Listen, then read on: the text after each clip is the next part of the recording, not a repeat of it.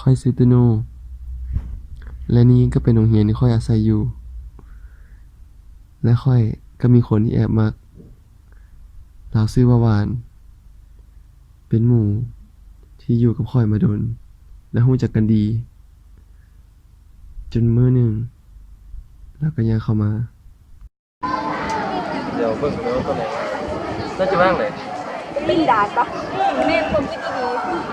ที่ดีแล้วดีได้ไปก็ไปสินะไป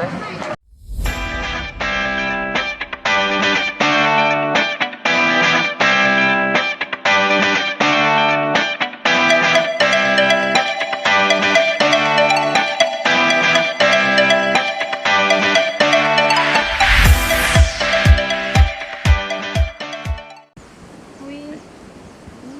งามอยู่เลยไปไปเข้าโอนปะไปไปอากาศดีเนาะแมน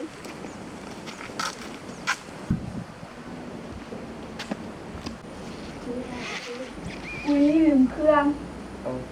เดี๋ยวขอกลับไปเอากันเยอะไม่ได้ขอหลุด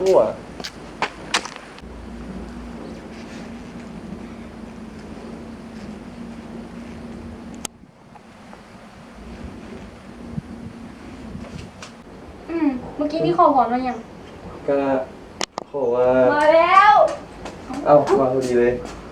เอาขอพรกันไหมที่ตัวแล้วเบิดแล้วอ่ะแล้วเนี่ยอันนี้ถึงเลยเขาที่ไปใส่ตัวนี้สิไปย่างยังทำก่อนว่าสิกลับเลยกลับเลยก็ได้ก็เขาทราบว่าเขาที่ไปอันนั้นมันเรื่องเดียวไปใส่ไปย่างที่แถวนั้นแหละว่าสินำไปโอเคได้ค่ะมันคงจะถึงเวลา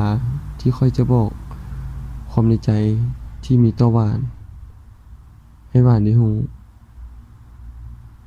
ถึงว่าคนจะออกมาจากไหนค่อยก็ต้องรับมันให้ได้หวานวันนี้ก็เข้าวันนึงได้บอกใช่ยังวันนั้นหวาน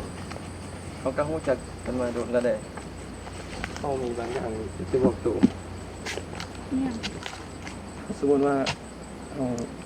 ซีคบกันจะได้บ่เขาเป็นหมู่กันใดอีกอย่างเขาก็มีแฟนแล้ว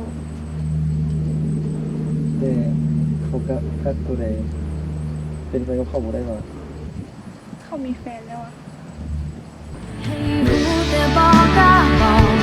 อยากจะบอกไป